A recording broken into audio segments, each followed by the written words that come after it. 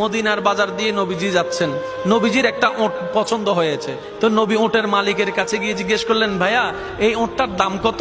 ওই দামাদামি হলো, নবী সে দামে কিনতে রাজি হলেন, কিন্তু নবীর কাছে তখন অর্থ ছিল না। তখন নবীজি ওনাকে বললেন, আপনি আমাকে ওটটা দেন, আমি এখনই গিয়ে আপনার সেই প্রাপ্যটা পাঠিয়ে দিচ্ছি। ওটের মালিক ওনাকে ওটটা দিয়ে দিলেন।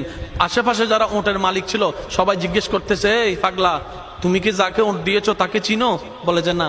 নাম জানো? বলে যে না। পরিচয় জানো? বলে যে না। ঠিকানা জানো? না।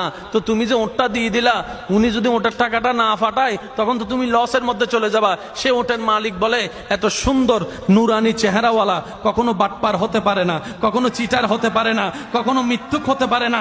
ওনার চেহারা দেখেই তো আমি ওট বিক্রি করার আগে মনটাই বিক্রি করে দিয়েছি, মনটাই বিক্রি করে দিয়েছি, মনটাই বিক্রি করে দিয়েছি। তোমরা যাই বলো, আমার মন বলে উনি আসবেই আসবে, টাকাটা পাঠাবেই পাঠাবে।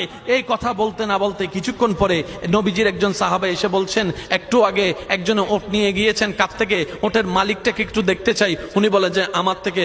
তো উনি বললেন, আমাদের নবী আপনার থেকে ওটটা নিয়ে গিয়েছেন, ধরেন ওটের টাকাটাও দিয়েছেন, আপনাদের খাবার জন্য কিছু খেজুরও হাদিয়া পাঠিয়েছেন, খেজুরও হাদিয়া পাঠিয়েছেন। ওই ওটের মালিক বলে, ভাইয়া টাকাটাও রাখেন, খেজুরটাও রাখেন, আগে আমাকে ওনার কাছে নিয়ে যান।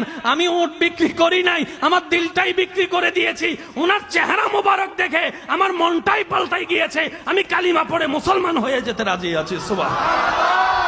जिसका कोई सानी नहीं वो नबी हमारा है, मुस्तफा की अजमत का हद ही ना किनारा है। आशिक बोले, लम याति नजीरु कफी नजरिन मिसले तुना शुद्ध पैदा जाना। चित्कार दिए बोलें ना सुबहान।